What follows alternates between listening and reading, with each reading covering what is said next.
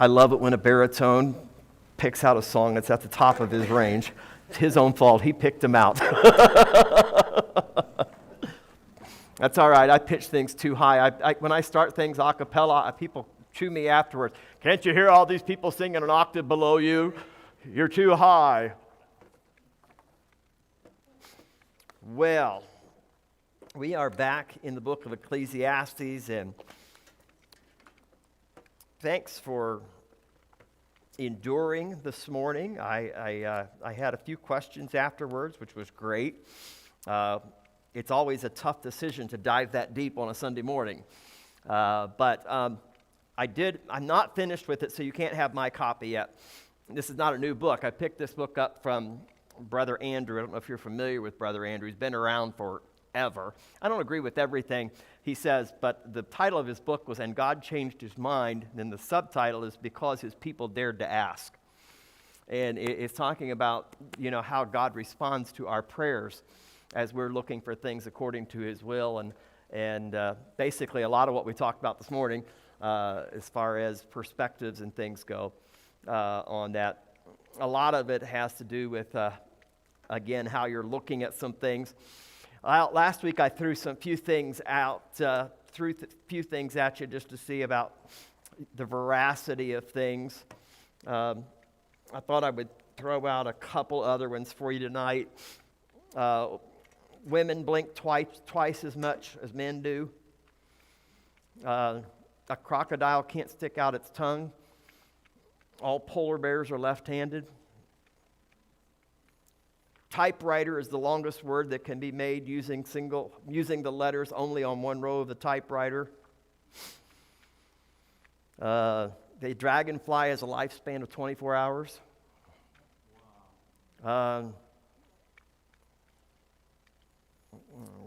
We did those. It's impossible to sneeze with your eyes open. It's impossible to lick your elbow. And if you weren't sitting in church, half of you would try. That was the follow-up to that. Oh, yeah?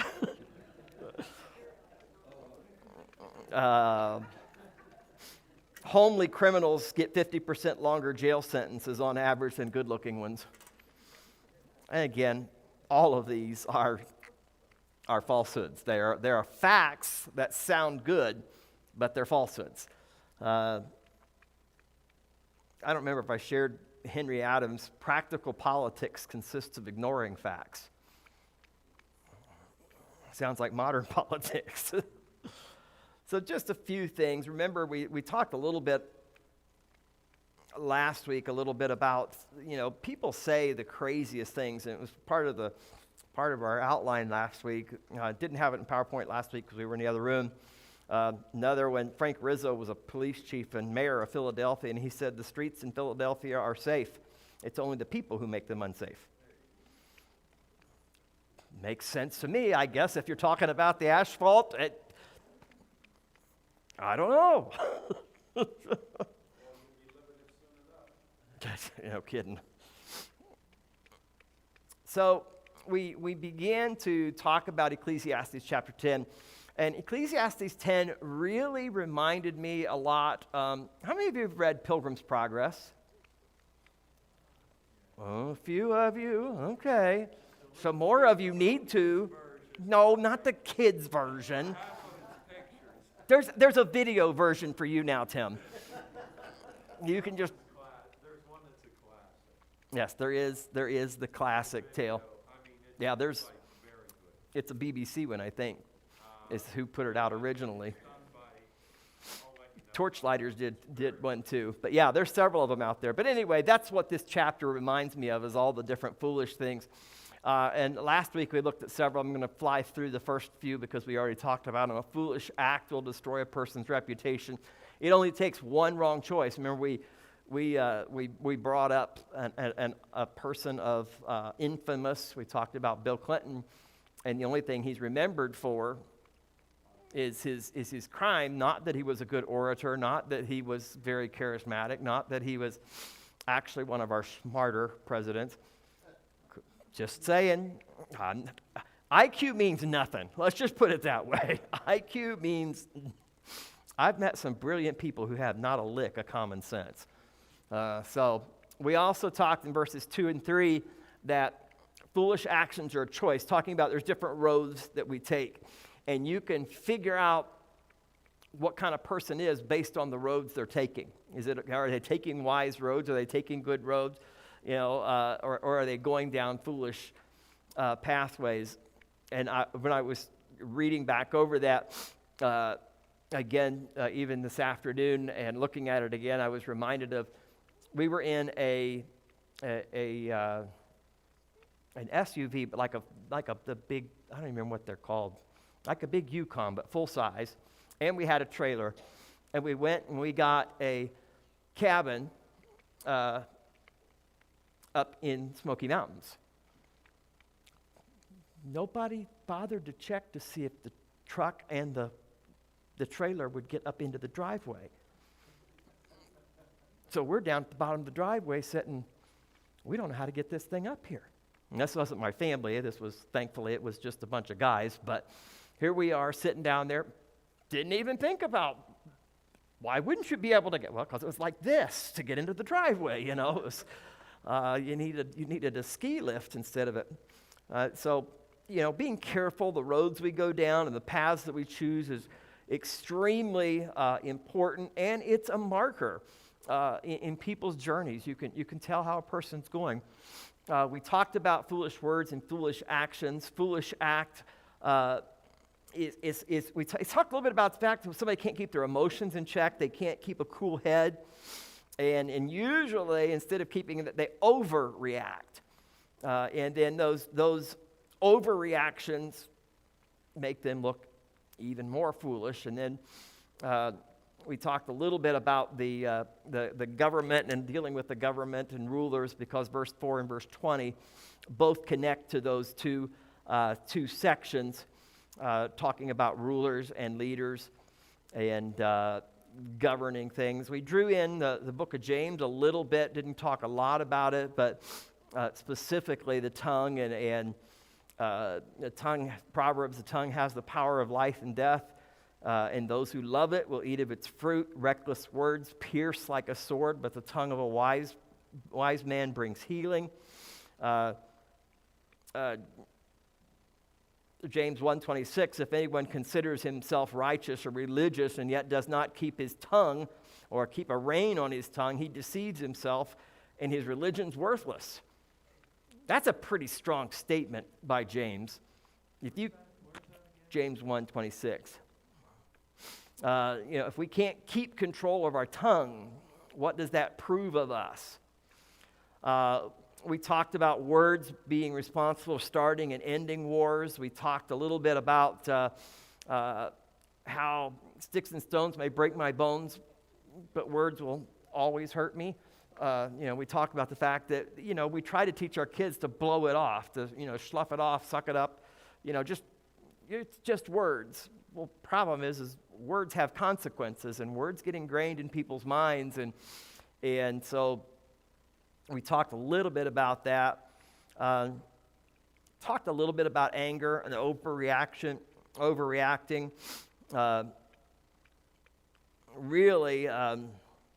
There's a dangerous cycle in verses 12, 13, and 14, but we're going to get to those in a minute. The cycle that happens. Here are just a few quotes on keeping your cool, keeping your mind straight about you. Hot heads and cold hearts never solved anything. Dr. Billy Graham said that. Will Rogers said, people who fly into a rage always make a bad landing.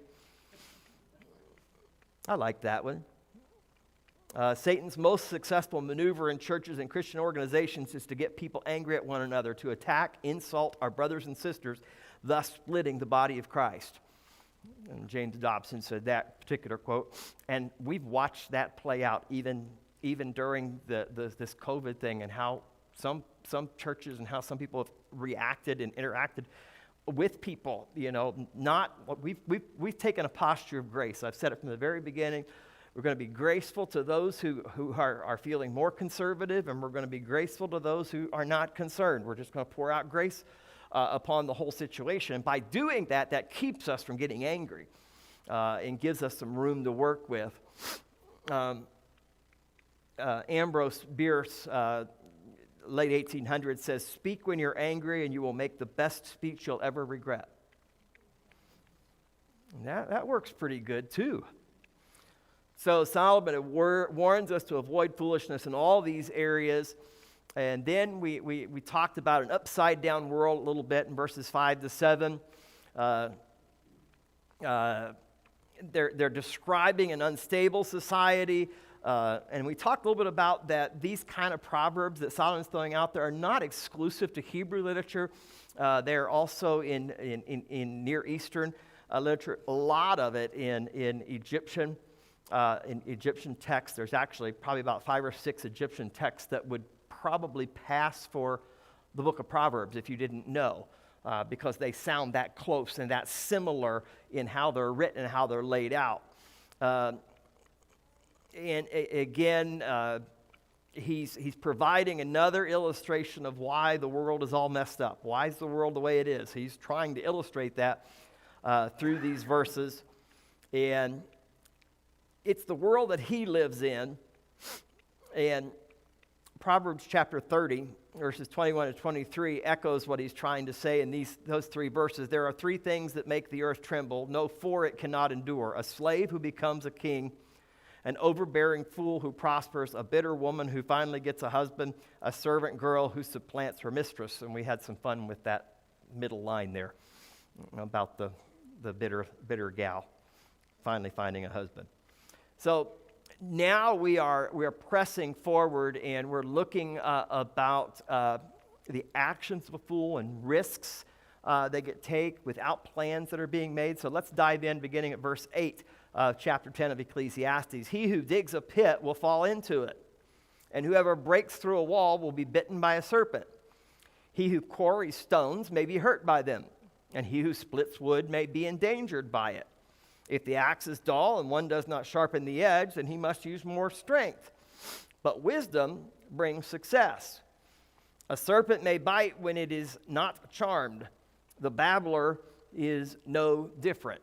So we've got several illustrations that are kind of peculiar for us in our Western culture to try to figure out.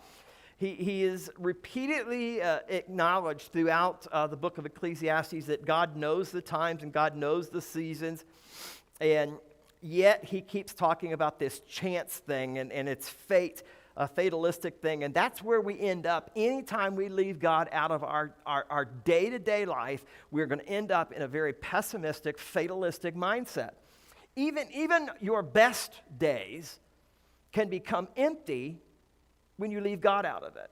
You can have a perfectly good day and it not benefits you much, but if you have a good day and you've brought God into that day and you've allowed him to be a part of the good blessings that he's already providing, then you have grown because of that. You have been stretched because of that. So he gives us several illustrations to look at, and basically it's kind of looking at where kind of time, and if you want to use Solomon's term, maybe time and chance can affect people when they're going to work. In each instance, it's a normal day-to-day activity. Digging a pit, tearing down a wall, quarrying rocks, cutting wood, snake charming. Just something we see every day in Pittsburgh, all these things. Some of them we know about. So we're gonna try to kind of break them down a little bit. He says that a fool that digs a pit, a man that does not take concern or count his costs can end up falling in the very pit he dug.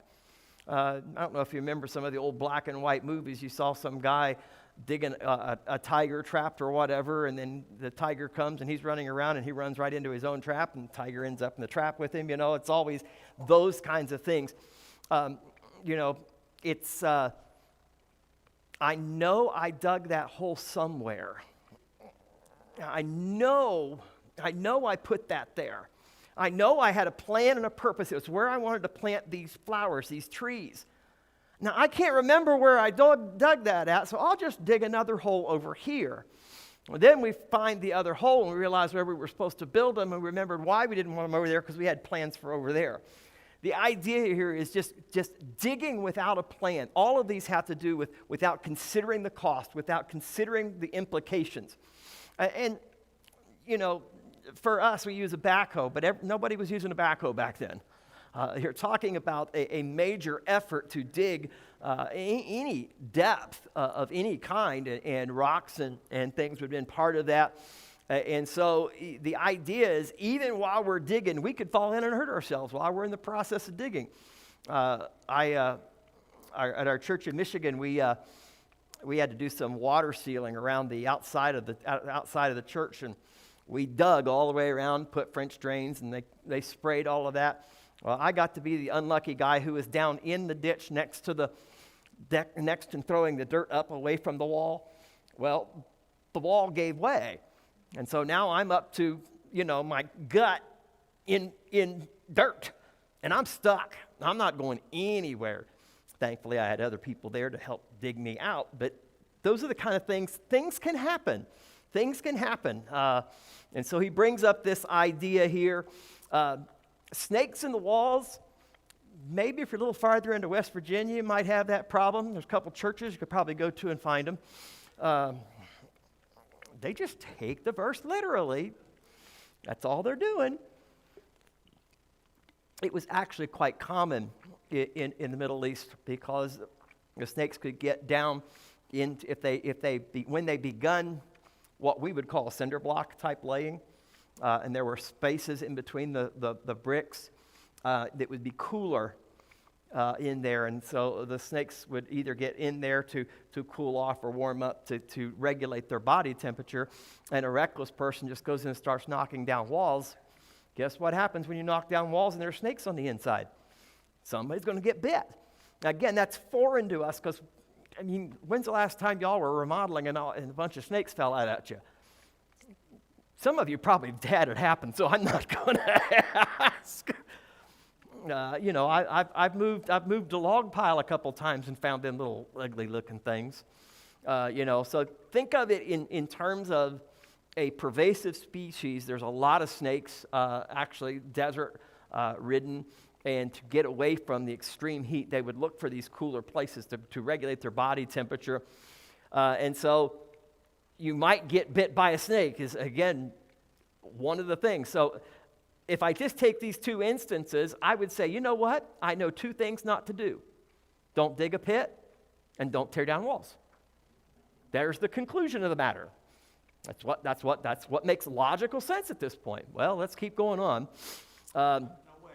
So you're saying this is implied in verse 8, that it's implied that there's poor planning, but is verse 9 different from verse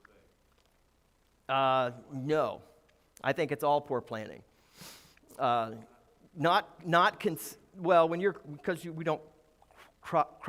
We don't crush rocks the way they did back then. And so as they were breaking up rocks to build and to use them, the larger stones to break them up, if they didn't calculate, believe it or not, measure where to hit the rocks, they could end up with fragments of it breaking off and coming back at them, or having a messed up stone that you needed for a specific corner of the house or something. And so there's the rock quarrying. I just put breaking up rocks because when I hear rock quarry, I see machinery. I don't know about you, but my mind sees machinery, and I've got to get that image out of my head. It's when you had your kids and got those geodes that they bought at the store, and they had to bring them home and smash them, and they hit their hands about 3 times before they actually hit the rock. It's that on steroids. It's bigger pieces of rocks. Keeping going on, he talks about splitting wood, and specifically talking about not having, if the axe is dull and one doesn't sharpen the edge, then he's got to use more strength. Been there, done that. Been working at something and chopping wood or using a hatchet, and thinks, man, this is just taking forever. And then somebody will say, well, did you sharpen the hatchet? Did you sharpen the axe? No, why would I think to do that? I'm just chopping wood. Of course I didn't think about it, But again, the process going in, it's not that you're not going to get the job done. You can chop through wood with a dull axe. It just takes a lot longer, and sometimes you break a couple of handles if you're not careful. So he mentions the dull axe, and then he talks about snake charming. And this one's a little bit harder for us, and there are several things that Solomon is telling us to think about, but what would happen is if a snake charmer either didn't begin the charming quick enough with the music and the things that they would use with the cobras and the various serpents that they had, the serpents would often strike. If they, they got the lid off their basket, if you will, and nobody was playing music, and so they got angry. They weren't soothed into anything, and so they struck. So either the snake charmer could get bit, or a patron who's paying some money for this guy to make a snake dance. That is like the stupidest profession. I don't need to see a snake dance ever. The only wriggling I want to see of a snake is after its head's chopped off. That's the only movement I want to see out of a snake. Plain and simple. So, as you think through these several 6 different things, you can even go back to Psalm chapter 7 when you think about retribution and different things like that. They dig a pit to trap others, but they fall into it themselves. That's the Psalm chapter 7. It's all these vivid metaphors for those who create a problem they're going to reap its consequences. And he creates or quotes the idea or throws it around, and instead of the foolish person, so to speak, being the one that's getting injured, he's talking about the wise person, so to speak, who's doing all these things, and they can still end up in trouble. So whether they planned, they could. I think specifically the way the word lays out, he's talking about the ill effects of not planning. He talks about, a wise person doesn't dig a hole and fall into it himself. I ran into this quote, and I think it fits. I see so many people today digging their own holes and falling into them to have the hole cave back in on them after they're down in the pit. Do you remember the old phrase, don't dig yourself into a hole? Don't put yourself in a hole you can't get out of. Don't dig yourself. Sometimes it was issues of dishonesty and lying, and you're digging a little trough at first, and then you have to dig a little deeper, and you have to dig a little deeper, and next thing you know, the walls are caving in on you because your speech has gotten ahead of you. Again, about the snakes, being careful when old buildings are torn down.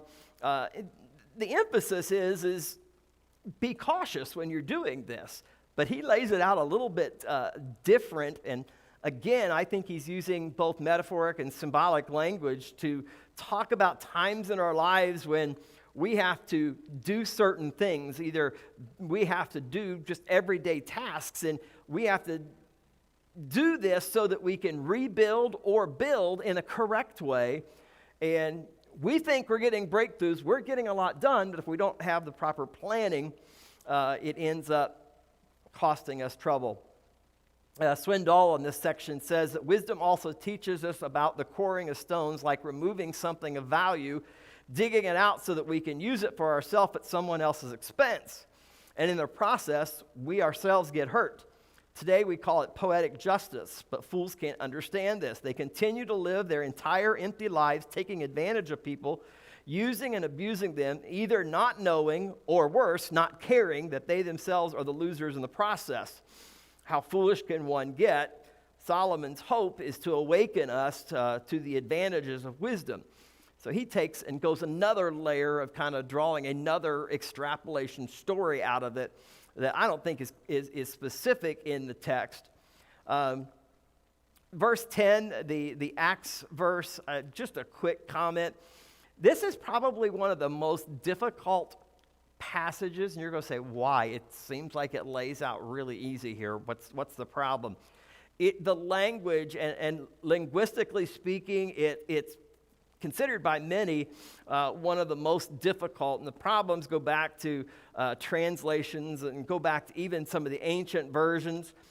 Some people rendered it, if the axe falls and it troubles a face, then he will strengthen his strength. The advantage of a man is wisdom. There are words where they're using verb subject correlations. I think they probably, the New King James, I know New American Standard puts it, how does the NIV put verse 10? If the axe is dull and its edge unsharpened, more strength is needed, but skill will bring success. So it's the same basic concept in most of our modern translations, but you will find some outlying translations that might go a little bit crazy. I mentioned the snake charmer, and let me give you a quick quote on that before we leave the snake charmer behind, because I know you like talking about snakes so much. Swindoll again says, certain sections of Eastern world, there's always been snake charmers. I could imagine the snake charmer getting ready to play his flute for the snake, and while he was talking to his customer who's about to shell out a few shekels to watch it happen, the snake crawls out of the basket, bites the stranger on the leg. It's very doubtful he's going to keep paying his money to watch the charmer bring the snake back out of the basket once he's already been bitten. Makes pretty good sense. And again, Swindoll draws out the correlation, which I think is here, is about planning ahead, thinking ahead. We get into verse 11, and we get this last phrase, and it just comes out of nowhere. We're talking about snakes and walls, and we have a few little wisdom phrases, like at the end of verse 10, wisdom brings success. You have at the end of verse 11, the babbler is no different. That's an interesting translation, the word babbler. If you think of somebody who talks a lot, that would be the word picture here, somebody that just talks for the sake of hearing themselves speak. Kind of like pastors do every week, that just babbling on and trying to get something across. No, I'm just kidding. Hopefully it's not like that. And again, I think this is talking about planning ahead, and I think there's two really clear points. Life is dangerous and prone to accidents, and so though wisdom has some limited value, it ultimately can help those of us who possess it. You've heard this phrase, the truth is failing to plan is to plan to fail. So failing to plan is to plan to fail. That idea, to escape that. 2 Chronicles chapter 1, verse 10, give me wisdom and knowledge that I may lead this people, for who it was able to govern this great people of yours. There is the focus. God has given us a mission in life. He's called us to certain tasks. There are certain day-to-day things that we do, but it requires us to take account of what we're doing. There's tons of biblical examples about planning ahead. Can you name a few of them where some situations where some Bible characters planned ahead for something they were called to do? Kathy? Noah in the ark. Noah had to get some plans somewhere. Esther. Joseph would be another one. When Joab sent that one woman to David to get Absalom back. That was. That's an obscure one. That's some planning going on, that's for sure. Nehemiah did it, calculating the walls, calculating the king, and how to best address the king and how to best approach him. Yeah, she was matchmaker. Oh, wrong. Isaiah chapter 37, verse 26 says that God does it. Have you not heard from long ago? I did it from ancient times. I planned it, and now I'm bringing it to pass. God speaking of himself. God has plans, and God has a course of action. Jesus stresses the importance in the parables. You got the wise and foolish builder, the builder who doesn't count the cost before they build.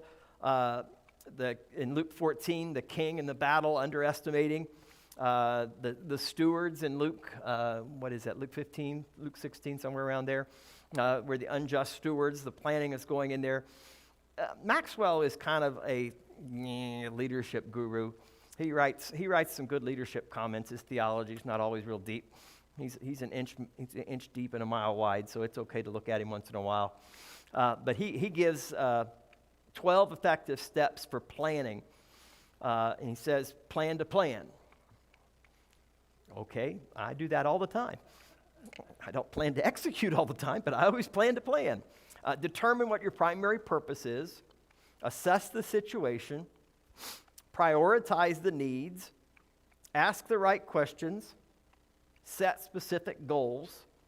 Communicate, and clarify. Identify the possible obstacles. Have an open system of planning. In other words, one that allows for variables. Manage and direct your resources.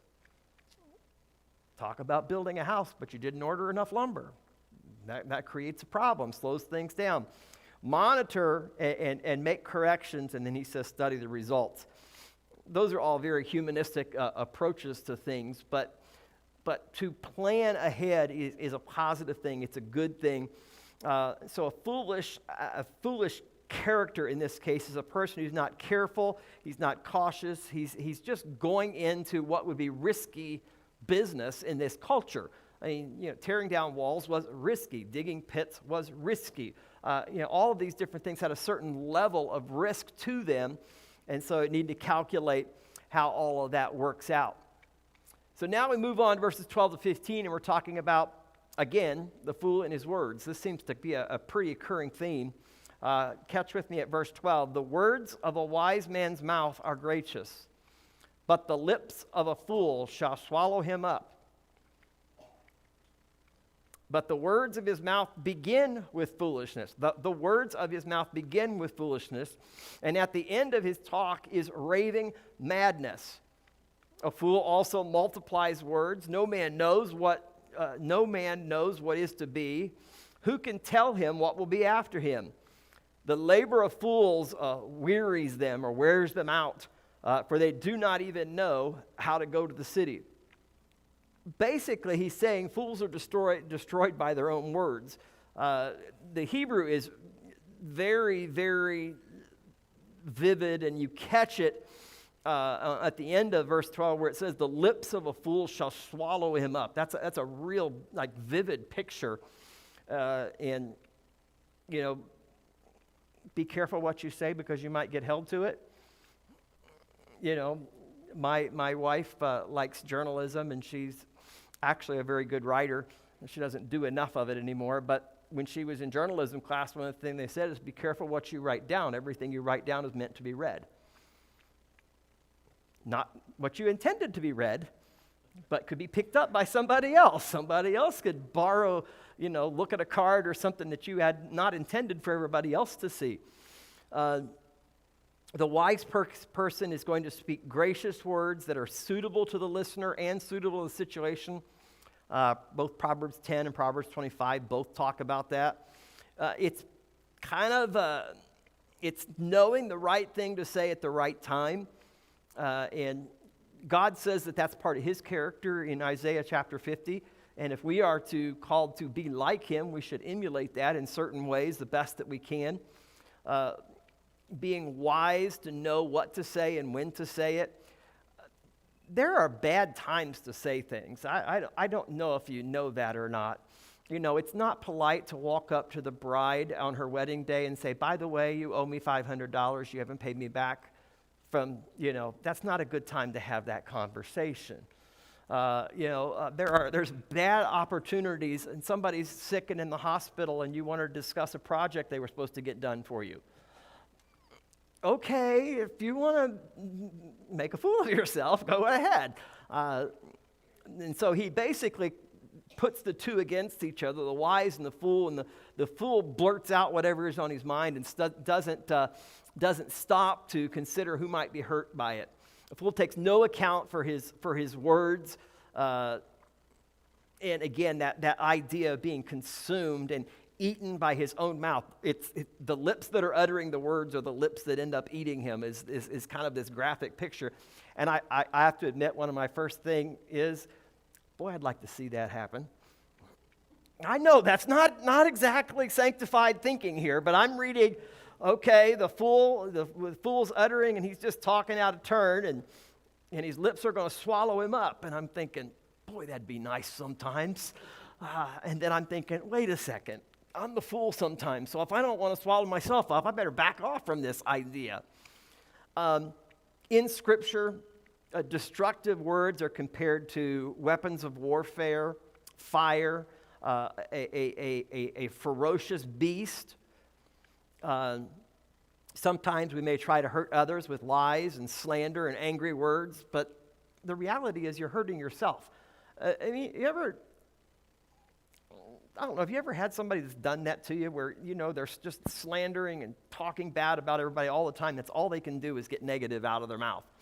And you walk away and you're like, I don't want to spend time with this person. I'm not even sure that half of what they're saying is true, and the other half isn't worth listening to anyway. And it's that idea that you just don't want to be around that. Proverbs chapter 13, he who guards his mouth saves his life.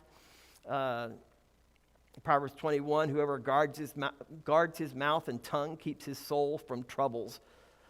And that's some pretty good advice, and it's something that you try to teach kids how to do too. Because when they want to talk, have you ever noticed when your children want to talk or your grandkids want to talk, they want to talk now? Doesn't matter if you're on the phone talking to somebody else. Doesn't matter if you're busy doing something else. A mark of a kid is they want to talk, and they want to talk right now.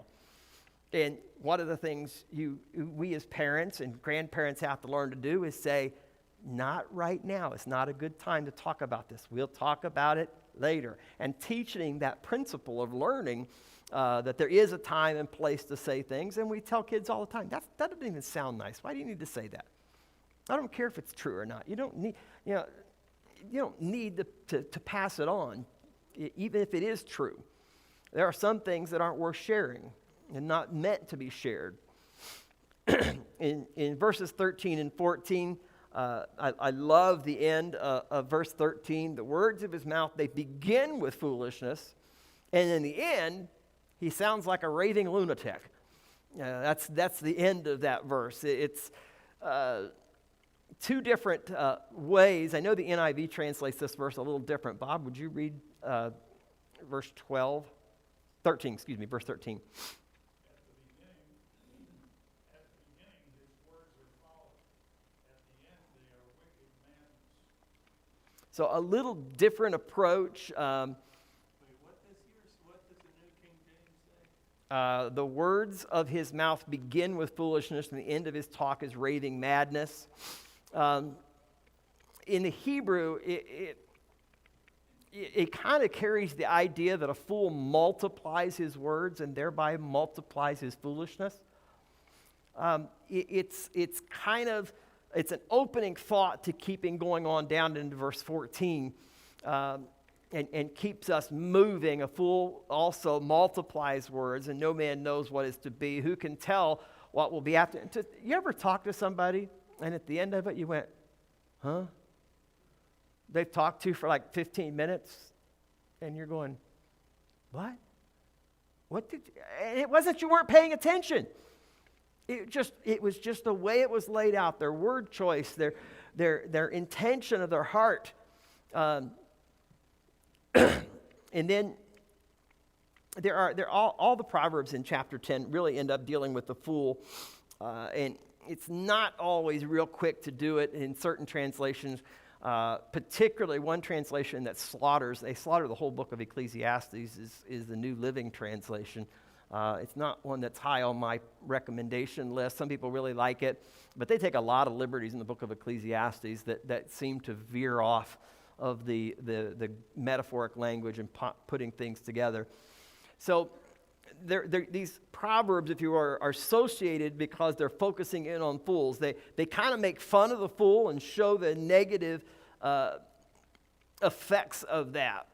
Now, the teacher, Solomon, is saying, there are limitations to wisdom. He's constantly reminding us that wisdom has its limits.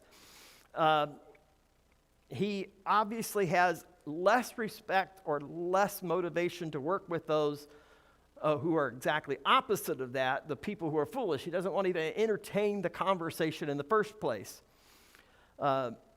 So as you try to unwrap these phrases, the end of the conversation, they end up sounding like they're mad or they're fools, which we're already using the word. In verse 14, you get done with the multiple words, and nobody knows what they said, and nobody knows what the outcome is supposed to be. What action am I supposed to take? Now, this taking it back to our children, they ride and rail, and they come telling us this huge story, and they're rah, rah, rah, rah, rah, rah. And not that any of you ever would do this to your children. What do you want me to do about it? You just gave me this whole great long speech, but what do you want? What's the action point here? Do you want me to do something? I mean, do I need to, go talk to somebody, or did you just need to get that all off your chest and, feel better? What do you want me to do with it? And sometimes when we're dealing with foolish people, they want to complain, they want to degrade, they want to put people down, they'll lie, they'll slander, they'll gossip, and not necessarily because they want you to do anything about it. They just want to be heard. They're in their folly, they want to be heard. Now, I do want to say that every person deserves the right to be heard. I'm not, listen to them and try to process where they're coming from, try to understand help guide them in their thinking. But there comes a point where it's totally appropriate when the conversations are turning to those things which are sinful with gossip and slander and backbiting, where you just say, we're not going to do that. We're going to cut that conversation off. We're not going to have that as part of our behavior as a church. Trust me, I've not heard that we have this problem here. I'm not saying that we have this problem here. If we do, it's pockets probably. But if each of us would adapt the posture when a person comes to gossip and malign somebody else's character, would just say, have you talked to them about it yet? And they say, no, well, let's go talk to them right now. We'll take care of this matter. Now, that person that complained to you isn't going to go to you anymore. They're going to go to Lucy. And so Lucy gets a hold of them and says, have you talked to them about it? Have you prayed about this? Well, let's pray about it, and then I'll help you get in contact. And if it bounces around the body and everybody's handling it the same way, the gossip problem's over. The maligning and the foolish conversation gets cut off. It's kind of emphasizing the self-destructiveness of fools. Fools fall into their own trap. They hurt themselves. The wise are glad to be taught, but the fool doesn't want to learn. The fool just wants to tell you what they know. They don't want to process. The words of godly people are encouraged, but foolish words destroy, and they lack even common sense. A foolish person often puts out proud talk and wants to talk about what they know and what they've learned, and its emphasis all on them. But the words of the wise, it pulls us back and keeps us safe. So when you process through these things, the last one in verse 15 talks about a fool and his laziness. And we're actually going to deal a little bit more with this and moving on into verse 16. But we're going to start at verse 15 so you get the bounce in. The paragraph actually does restart at verse 16, but I think 15 is a good prelude. The labor of fools wearies them, for they do not even know how to get to the city. Woe to you, O land, when your king is a child, and your princes feast in the morning. Blessed are you, O land, when your king is the son of nobles, and your princes feast at the proper time for strength and not for drunkenness. Because of laziness and the building decays, and through idleness of hands and house leaks, a feast is made for laughter, and wine makes merry, but money answers everything. Do not curse the king, even in your thought. Do not curse the rich, even in your bedroom, for your bird might carry your voice, and a bird might be in flight and carry your voice and tell the matter. We dealt with verse 20 already. Verse 15, the efforts of the fool wears him out to the point where they don't even know which way they're going. You know, my famous phrase for that around my house is quit running around like a chicken with your head cut off. Figure out where you need to go and go. Don't just bounce around and randomly work all these different things. Make a plan and execute it. Figure out what you want to do. In other words, the advice of foolish counselors is so bad, they struggle to tell you how to get to their own home. They can't even give directions. Now, I did not call my wife a fool just now, because if you know my wife and her directions, I thank God every day for the GPS on a phone. It's the best blessing. And you all thank God for it, too. We had friends that visited with us a few weeks ago that used to be on our youth staff, and one of the conversations came up to lunch. Remember all the times I had to come pick your wife up when she got lost on her way to our house? We only lived there for 10 years, and she only went to that house for 10 years, but I don't think she ever got there safely. Now, there's people who have no sense of direction. I'm not saying that that person's foolish, but I'm saying that there are people who are so full of information. The most simple tasks, the most simple way to do things is difficult for them to communicate.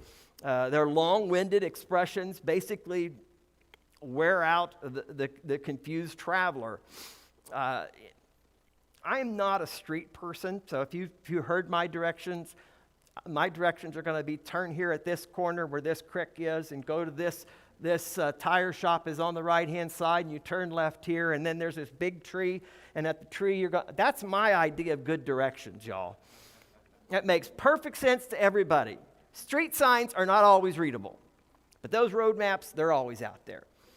But sometimes, though, when you're giving a person a long explanation, and somebody's telling you how to get to their house, and they've been talking for 10 minutes, and you didn't take notes, and you're going, it's the day of the party, and you're on the phone going, can you tell me how to get to your house again? And they told you, 10, 15, well, I told you all that. Yeah, you talk too much. Simple it down, and we'll get it solved. It says when the fools work, it exhausts them so much that they're not alert enough to follow these simple directions. They're so exhausted by being foolish. In Proverbs, there are plenty of passages that talks about laziness and idleness and different passages that are connected to this. Verses 16 and 17 talking about being lazy. He talks about your princes feasting in the morning. Guess what? That's not when you have a banquet, y'all. Breakfast banquets are only when you're on a cruise ship or out of town. That's the only time. I mean, you don't get up. Some of you probably do. My dad, every Saturday morning, we had breakfast. And I'm not talking cereal and milk. I'm talking sausage, biscuits, and gravy, and, scrambled eggs, and hash browns, and coffee. And, Saturday morning was his time to shine for cooking. Man, he cooked a whole slab of breakfast. But he didn't do that every morning. His average morning breakfast was grabbing a coffee and going out the door. My idea of a good breakfast, coffee and we go. I know breakfast is the most important meal of the day. I understand. I don't always follow that rule. Okay, now that we've got that out of the way. He talks about that you're blessed when your king is the son of nobles and your princes feast at the proper time. When you're coming out of nobility. Remember, Solomon's coming from an aristocratic society, and there is a hierarchy. There's almost a caste system. They don't like to be said that, but it almost feels that way sometimes in the Near Eastern culture. It's not as bad as like what it is in India, where the caste system is just very oppressive. Or in China, same thing, the system, hierarchy. But it is an aristocratic society, and the idea is the normal thing is you're praying that the smart guy in charge has passed his genetics down to the next generation. That's what you're praying for, that the smarts gets passed down the trail, versus having a ruler that rises up out of nowhere that doesn't know when it's time to party and when it's not. I kind of like verses 16 and 17 because it reminds me of something that I think we as Christians often forget about, that God made life for us to have parties. We're supposed to enjoy life. We're supposed to do things that are enjoyable. It's just do it at the right time. There's an appropriate time to do these things. And, you know, there are probably some times that we should do more than we do. And now we get to verse 18 and 19. We're talking a little bit more about idleness. And this one's a little bit more interesting to me. It's two words in Hebrew when we get to this word idleness. And through idleness of hands, it's literally the dropping of your hands, or the throwing up of your hands, or just laying them down. You're just giving up almost. The picture is inactivity, but it's deliberate inactivity. It's don't catch idleness. We often, idleness is the devil's play tool, or however that phrase went, something like that. You know, when you find that person that's it's not necessarily that everybody who's not using their time wisely, which I think we should use all of our time wisely. I don't know how we get by with it without it, but there are times to be idle. There is a time to rest. There is a time to back off and to settle down a little bit. But this is talking about a person who's deliberately, you get that from the Hebrew, where I'm not doing it anymore. I'm done. You do it. I don't care. It's kind of, you're picturing an Italian Jew at this point. They all talk with their hands, so it's that idea. Woodrow Wilson wrote, "A friend of mine says that every man who takes office in Washington either grows or swells. When I give a man an office, I watch him carefully to see whether he's swelling or whether he's growing." What's the difference? What's Woodrow Wilson trying to communicate? My bifocals won't let me read your lips, Mara. The swelling is pride, okay.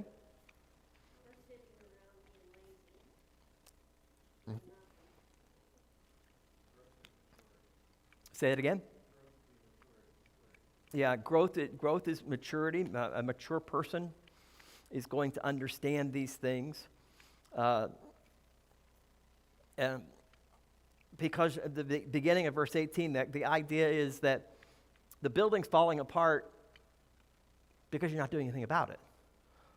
That's the idea. You've not done anything about it. So that's that idleness, that laziness that comes through.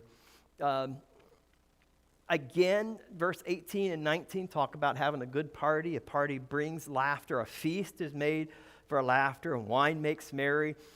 But money answers everything. And now that one hits me sideways. Anybody else? Where did that come from?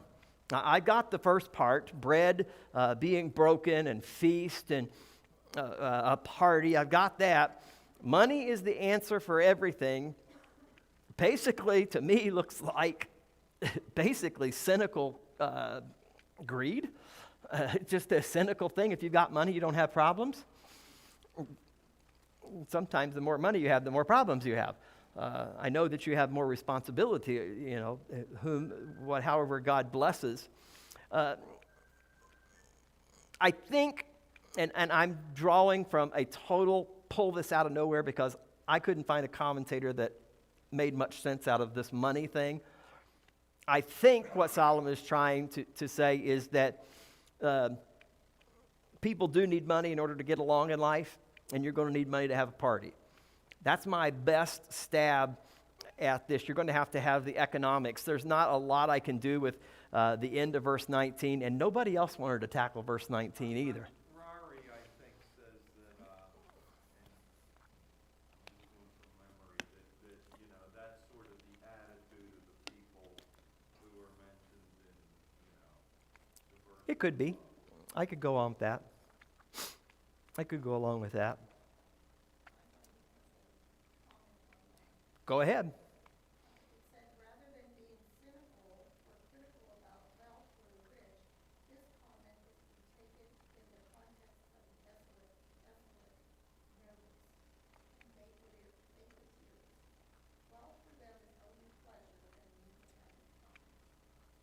Okay?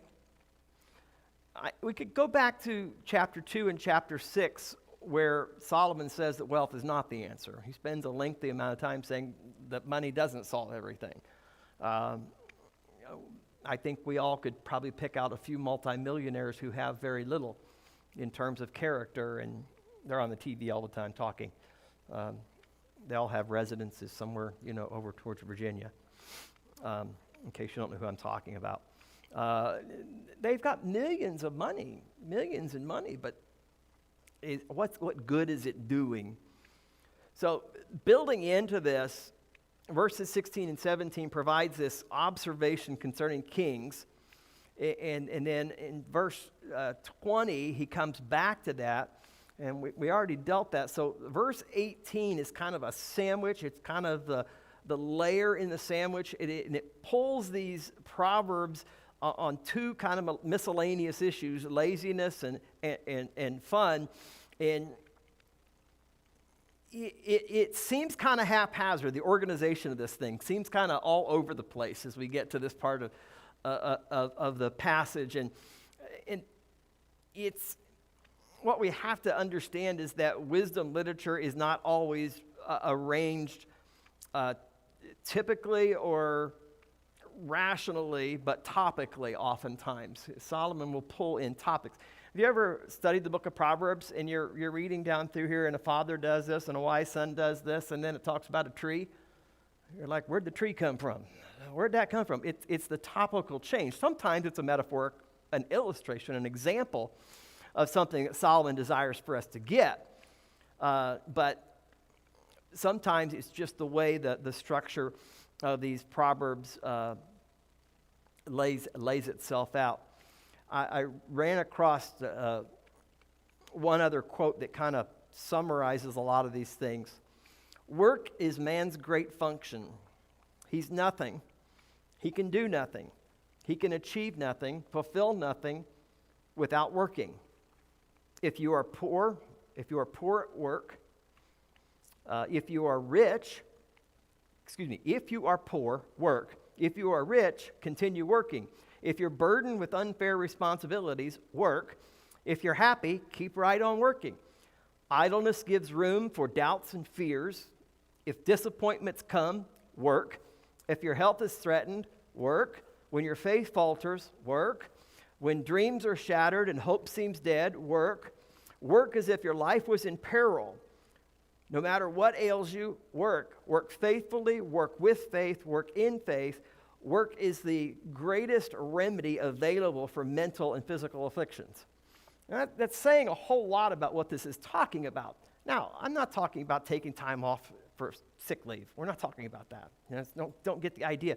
But one of the things, especially when we do biblical counseling, I pretty regularly give assignments when I'm working with somebody. They need some work to do. For one thing, it gives them a way to achieve. They feel successful because they've done even the smallest tasks. And it also, if nothing else, gets their mind off everything else and gets it onto this for a period of time. And there are times when if you have a job like mine where I'm studying and I'm in the office and I'm in the books, there's times I have to just go for a walk. I need to do something physical. I need to exert some energy so that my brain will focus down on in so that I can get a clarity of thought in mind. And we've kind of, especially the upcoming generation, treats work like it's a curse. And it's a blessing from God who calls us to subdue the earth, to transform it, to influence it, to be part of the overall plan that God has. Another illustration on this same topic: keep your shoulder to the wheel, your hand to the helm, your eye on the ball, your nose to the grindstone, your ear to the ground, and you'll not have time to put your foot in your mouth. Thus, the phrase that we're talking about here. To be wise and to avoid foolish acts throughout this chapter, that we need to do a few things. Guard our hearts and our reputation by not committing foolish actions. Pretty easy to wrap our brains around. Choose to go down the right road that is laid out for us in God's roadmap and follow biblical principles and not the wrong road. Get off making decisions based on what you feel and seek God's advice. I can remember, I made a bunch of teenagers really, really mad at me years ago. And I said, when you get up in the morning, before you put your feet on the ground, start talking to Jesus and find out, what do you have in store for me today? And then when you get up and you go to your closet, ask God, what shirt should you put on? When you're done with that prayer, ask God what pair of pants you should put on. When you're done with that task, ask Him which shoes you should wear. When you're done with that, ask Him what you should have for breakfast. And they're like, it already takes me an hour to get ready, Pastor Tim. I don't need to complicate things. But the reality is, we leave God out of so many things by bringing Him into the most mundane things. Does God care what clothes you wear? Yes or no? Absolutely. Does God care what you eat? Yeah, He does. He wants you to take care of yourself. I'm not the best example at it, trust me. I'm subject to things because of a health deficiency, not because I like it. God cares about every part of your day, and bringing Him into it's an important part of our life. Make sure that we don't overreact to difficult situations, either by actions or with words. It's hard on that one. I don't know if any of y'all have this little thing with a little bit of a temper issue, but those things sometimes overreacting when you're tired and you don't feel good and then something goes wrong and you overreact and you blast and you blare and you criticize and you condemn and you end up in all kinds of trouble. So be careful not to overreact. Make sure that when you're doing a task or doing something risky that you take time to proceed with caution and lay some plans. Figure out what the course of action is. And finally, make sure that you work hard and boycott laziness in life. Don't ever find yourself in the situation where you think God's done with you and He's ready for you to be idle until the grave. There's always something for you to do. There's always something that you can contribute to the things of God. And I'm very grateful for several folks here who are great prayer warriors and maybe not as able to be involved in all the different things that they were at one point, but you know when you talk to them and you hear from them, you know they're talking to God about you. And that's an important job, and I don't want to minimize that.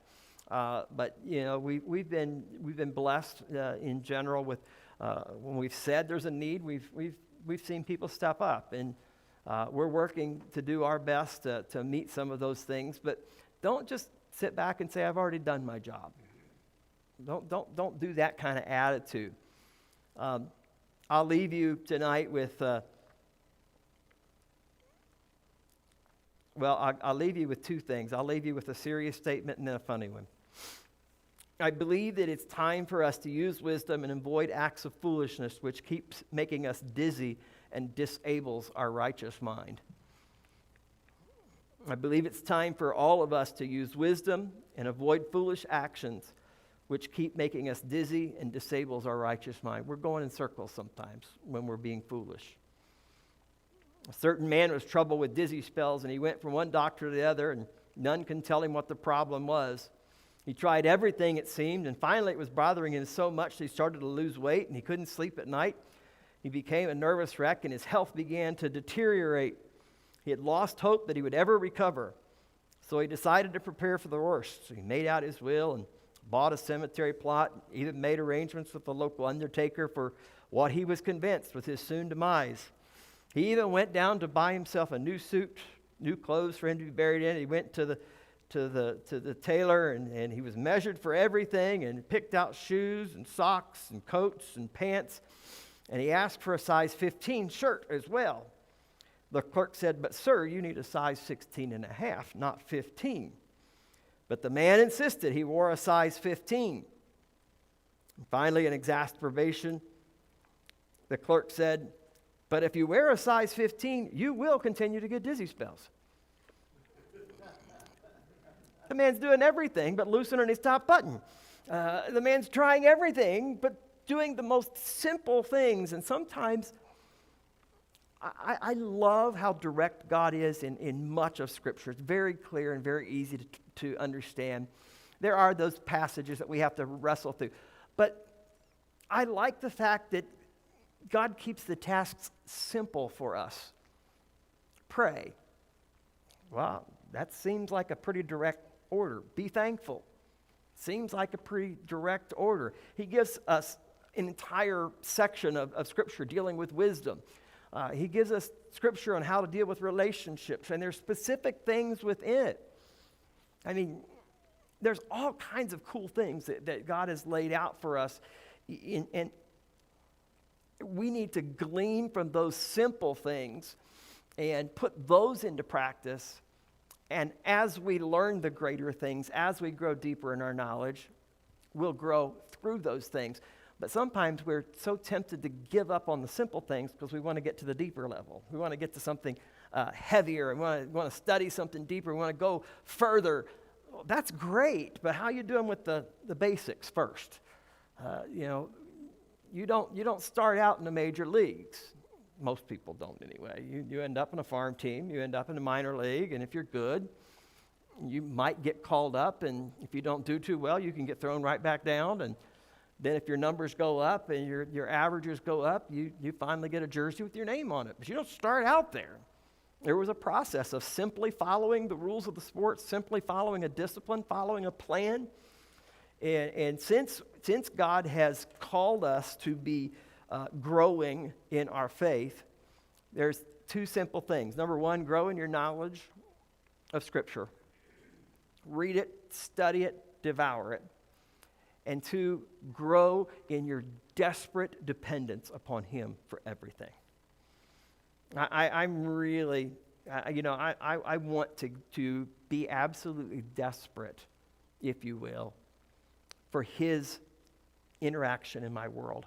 I want His opinion. I want His mind. I want His words. I want to be reading material that are helpful and draw me to Him. I want to exercise my faith with family and friends and do those things which are pleasing to Him and blessings to others. And I want to do that. I want to learn His word, but I also want to be desperate for Him and to know Him and to have His fullness. And it takes me right back to where we were at this morning with Paul's quote. God's wisdom is deep. God's wisdom is rich. And I'm not going to figure it all out. But that doesn't mean I don't need to go mining. It doesn't mean I don't need to dig in. But to also understand, to start with the simple things first. We're almost done. 2 more chapters. And I have no clue where I'm going after that. So you can pray for me, because I don't know where we're going after Ecclesiastes, and I kind of have to make that decision this week, really. So pray for me, if you will. Let me pray for you now. God, thanks so much time we've had in your word tonight. We pray that we be marked as wise people and not as fools. Help us in all of our energies and all of our efforts to bring you into every situation, to have a goal in mind, to have a plan in place for how we're going to pursue you, how we're going to pursue our families, our friends, our church ministries, and that you are leading all along the way. God, guard our mouths. We as human beings have an awful lot to say, and sometimes not much is worth listening to. And forgive us for the times when we are not really building up with our tongue, where we're not really encouraging, but we're tearing down. Help us to not be marked by destructive speech or frivolous speech or foolish speech, but to be marked as men and women who are pursuing wisdom. Not that we're always going to get it right, and I'm so thankful that you are there to help and to correct me when I'm not heading that right direction, but to be in that pursuit. May it be said of each of us that we are like the wise man who built his house upon the rock, not the foolish man who built his house upon the sand. My anchor is in you. My hope is in you alone. We pray all these things in Christ's precious name. Amen. Have a great week, everybody.